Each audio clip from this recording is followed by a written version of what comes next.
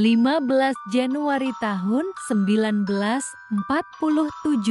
Kabut pagi menyelimuti wilayah Leimert Park, Los Angeles. Udara dingin, jalanan sepi. Seorang ibu muda sedang mendorong kereta bayi, berusaha menenangkan anaknya yang rewel. Tiba-tiba, dia berhenti. Di depan matanya sebuah bentuk aneh, tergeletak di tanah kosong. Dia pikir itu manekin toko, tapi saat ia mendekat, hanya satu hal yang bisa dia lakukan, berteriak. Itu bukan manekin, itu mayat. Mayat perempuan muda, terbelah dua, tanpa setetes darah, tersenyum. Dengan sayatan yang memanjang ke pipi, tubuh itu dibersihkan, diletakkan dengan sengaja. Dengan pose aneh, lengan kanan terangkat, kaki terbuka lebar, kepala menghadap ke timur. Seolah si pembunuh ingin menciptakan sebuah karya atau menyampaikan pesan. Dan disinilah perjalanan kita dimulai, menggali misteri yang sudah terkubur selama puluhan tahun. Selamat datang di Pustaka Bait, tempat di mana setiap detail kecil berarti. Tempat di mana kamu menjadi bagian dari investigasi. Bersiaplah, karena malam ini kita akan menyelami kasus yang mengguncang sejarah. Kasus Black Dahlia.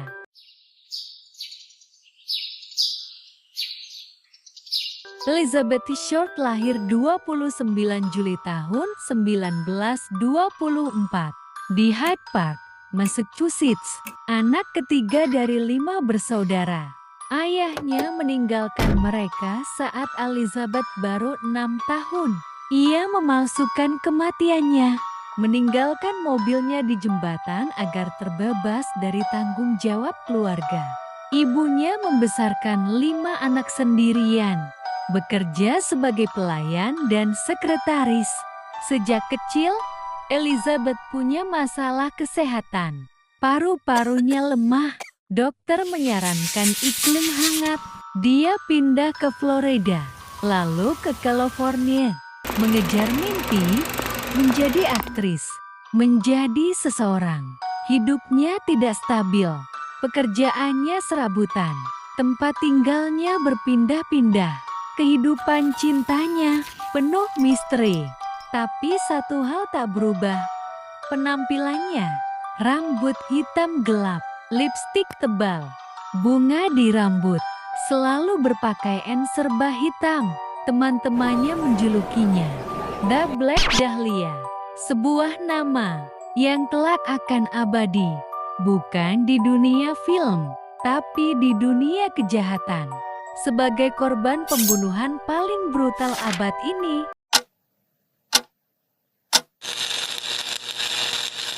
tubuh Elizabeth ditemukan dalam 2 bagian, dipisahkan dengan potongan sangat rapi, bersih, presisi seperti tangan ahli bedah.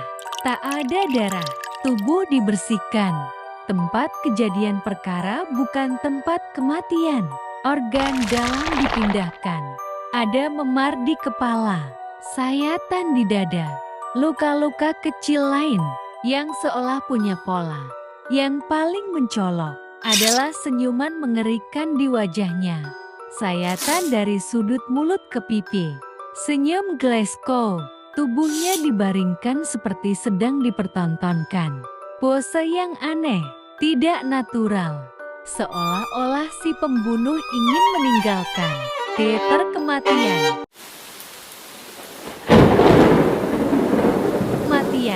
Polisi bergerak cepat. FBI pun turun tangan. Namun media bergerak lebih cepat. Mereka menamai korban The Black Dahlia. Media mengubah tragedi menjadi sensasi. Elizabeth digambarkan sebagai perempuan gelap, penuh rahasia. Padahal, itu hanya asumsi. Berita penuh spekulasi. Gambar tubuhnya tersebar. Masa lalunya digali. Dibentuk menjadi cerita yang menjual. Di tengah hiruk pikuk media, polisi menerima sebuah surat aneh. Sebuah amplop berisi potongan huruf koran, disusun seperti teka-teki. Isinya singkat. Saya adalah pembunuh Black Dahlia. Tangkap saya jika bisa. Tidak ada sidik jari. Tidak ada petunjuk tambahan. Namun surat itu mendapat liputan besar-besaran. Akibatnya, lebih dari 150 orang mengaku sebagai pelaku. Semua palsu, semua hanya ingin perhatian. Investigasi berubah jadi kekacauan. Dan dalam kekacauan itu, si pembunuh menghilang. Menghilang. Puluhan tahun berlalu, kasus tetap dingin, tak ada pelaku. Hingga tahun ke-2003, Steve Hodel, mantan detektif LAPD, muncul. Ia menuduh ayah kandungnya sendiri, Dr. George Hodel, dokter bedah, pintar, kaya, egois, penuh rahasia. Steve menemukan foto perempuan yang mirip Elizabeth di rumahnya. Dan satu hal lagi, rekaman suara. Rekaman itu berisi suara George, tapi tanpa bukti yang kuat. Kasus tetap tertutup. George Hodel meninggal sebagai orang bebas.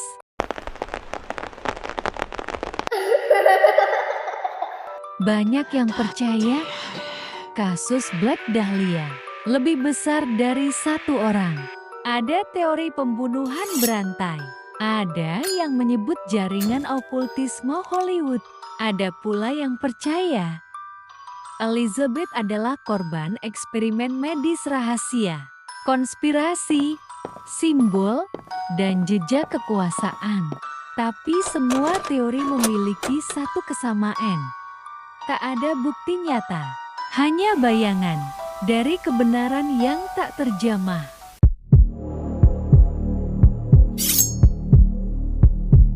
Pertanyaannya, mengapa? Mengapa seseorang tega melakukan tindakan sekejam itu?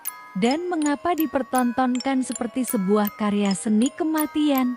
Apa pesan yang ingin disampaikan oleh pelaku? Beberapa ahli forensik menduga ini bukan sekadar pembunuhan, tapi pesan. Motif pertama, balas dendam pribadi. Pelaku mungkin mengenal Elizabeth. Ada amarah yang dalam jika dilihat dari metode pembunuhannya. Motif kedua, fantasi sadis.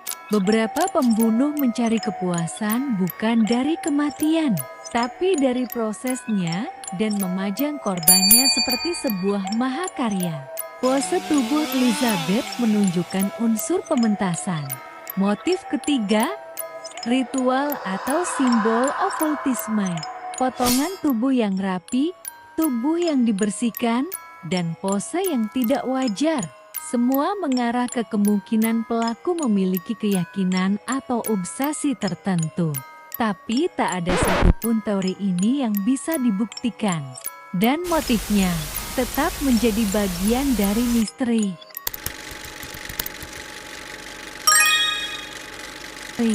Kasus Black Dahlia bukan hanya mengubah kehidupan Elizabeth Short, tapi juga mengubah cara dunia melihat kejahatan.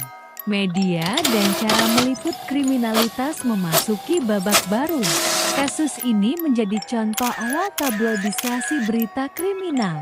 Korban dijadikan bahan sensasi, privasi korban diabaikan. Nama Black Dahlia bahkan lebih terkenal daripada nama aslinya. Terhadap kepolisian dan forensik, kegagalan menyelesaikan kasus ini mendorong pembaruan metode penyelidikan, teknik investigasi, penyimpanan bukti, dan analisis forensik berkembang pesat di tahun-tahun setelahnya. Efek ketiga, kasus ini melahirkan budaya populer baru pada saat itu. Kisah Black Dahlia menjadi legenda urban, menginspirasi film, serial TV, buku, hingga video game. Seperti film The Black Dahlia tahun 2006, novel karya James Aaron, dan Dim Lebar. Moe Nama Elizabeth Short abadi sebagai simbol Hollywood yang gelap, di mana mimpi bisa berubah menjadi mimpi buruk.